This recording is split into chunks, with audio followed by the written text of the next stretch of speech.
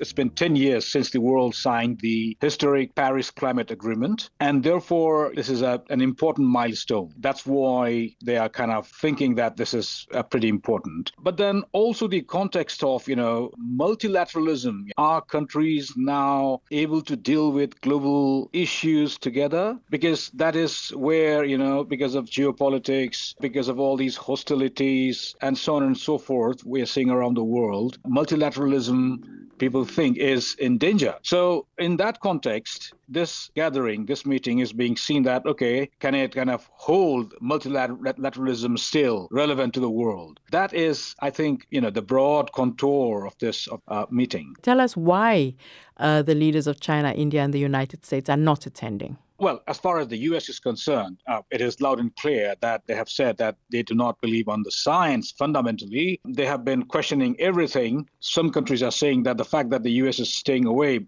might make things easier for them to proceed with the negotiations.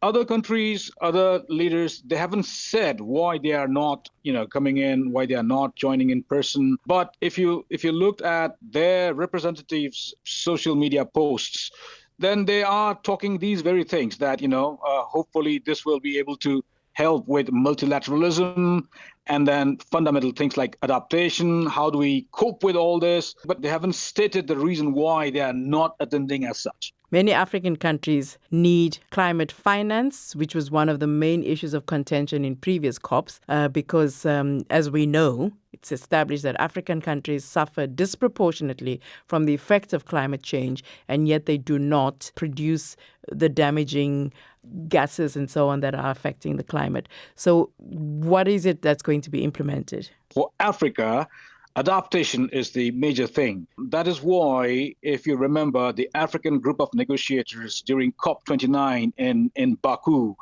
Azerbaijan last year, they were the ones who were advocating for $1.3 trillion of climate finance annually. You see, that is what it mainly came from African group of negotiators. And there was this phrase from Baku to Belém that was coined. Now, and Belém, of course, is Brazil, which is where this year's COP is happening. Now, yes. So Baku was last year. Belém is Brazil, the gateway of the Amazon, rainforest. So that roadmap, that is what African negotiators were stressing on. And just quickly, you see, Africa, as you know, is known to just emit only 4% of the global total of emissions, whereas the figure I'm getting from the African Development Bank in terms of climate finances, only 3% of the global climate finance is going to Africa. Now, also equally important here is, out of the 44 least developed countries around the world, 32 are in Africa, the least developed countries, very poor countries. And that's why the vulnerable countries are there.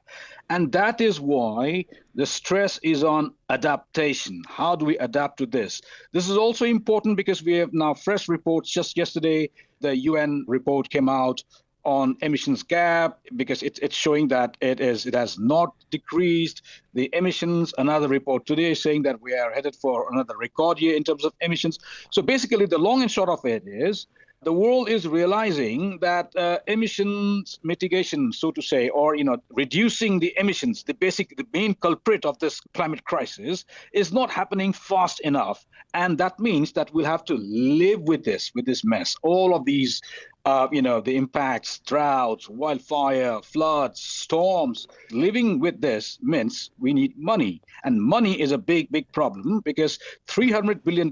Although African group of negotiators asked for 1.3 trillion last year, only 300 billion was committed, but we still don't know if even that is coming up, because OECD, as you know, this organization of the Western countries development think tank, they have come out with a figure that 11 donor countries have begun to slash their foreign aid. And foreign aid also means climate finance. So this is the context, and that's why the pushing for climate finance, particularly for adaptation, is the big thing for African countries. Is there a united front, or is there room for people to be picked off? Because, funding, renewable energy, and loss and damage are some of the big issues that face African countries, and that's in the joint interests of the continent. They are having some united voice in terms of asking for tripling of that adaptation finance. As you know quickly, in the world of climate finance, the emission reduction agenda gets the lion's share in terms of climate finance, and we're not getting, the world is not seeing adaptation finance adequately, and therefore African countries are saying there should be it should be tripled. Again, another thing, will it happen or not? That's the question. But yes, I mean, in terms of, for example, forestry, yeah. So forest is, because this is happening in Belém in Brazil. Brazil wants to showcase a solid outcome in terms of forest protection as well. If that happens, then it is also expected that Africa, for example, African rainforests, Congo, those kind of forests, they also might benefit. But again, it's a big question: will that happen? What's really at stake in this? Because we hear about COPs every year. It feels like, there's a big hullabaloo about one thing or the other. Then it disappears. And then the next year, we seem to hear the same thing. We seem to hear that there's inequality in the way that responsibility is shared out. We hear that there are massive shortfalls in terms of funding. We hear that the effects are still being felt disproportionately.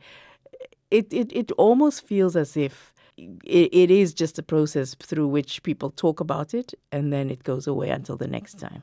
To be honest, it's not just about COP.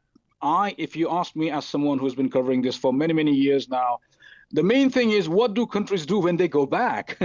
In the meetings, they can talk, they can thrash out, they can make pledges, they can make tall talks and all that.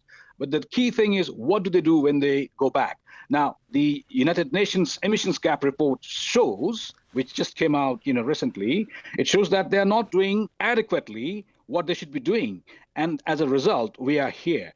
So that is why. But again, you see, if you ask UN officials, for example, they argue that, yes, people can criticize that we have not been fast enough. It looks like we've just been talking and talking. But what they say is, had it not been for these talks for the past 30 years, the world would have been headed towards 4 to 5 degrees temperature rise on average.